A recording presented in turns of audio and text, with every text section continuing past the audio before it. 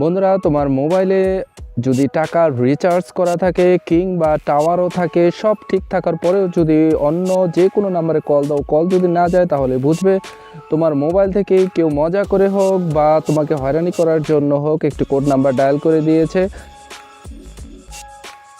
এই যে দেখো, আমি একটি নাম্বারে ডায়াল করছি, দেখো কল কিন্তু যাচ্ছে না।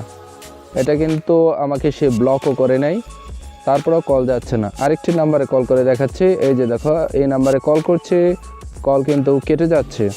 অর্থাৎ তোমার মোবাইলে কেউ একটি কোড নাম্বার ডায়াল করে দিয়েছে।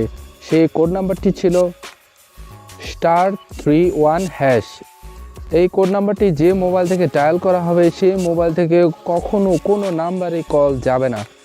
এখন এই কাজটি যদি তোমার মোবাইলে কেউ করে থাকে, তাহলে সেই সমস্যাটি কিভাবে সমাধান করবে আজকে তোমাদের দেখাচ্ছি। এই জন্য মোবাইলের ডায়াল অপশনে চলে যাবে। ডায়াল অপশনে যাওয়ার পরে টাইপ করবে #31# লিখে এটাকে ডায়াল করে দেবে। তাহলে কিন্তু এই সমস্যাটি তোমার মোবাইলে আর থাকবে না।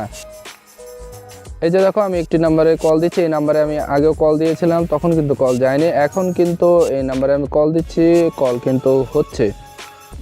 বন্ধুরা, তুমি যদি এই জাতীয় সমস্যায় পড়ে থাকো, তাহলে এই সমস্যা থেকে তুমি এভাবেই মুক্তি পেতে পারো। আরেকটি অনুরোধ থাকবে, কেউ কিন্তু এটি খারাপ কাজে ব্যবহার করবে না, বা তুমি কিন্তু অন্য কারো মোবাইলে এইটি ডায়াল করে দেবে না।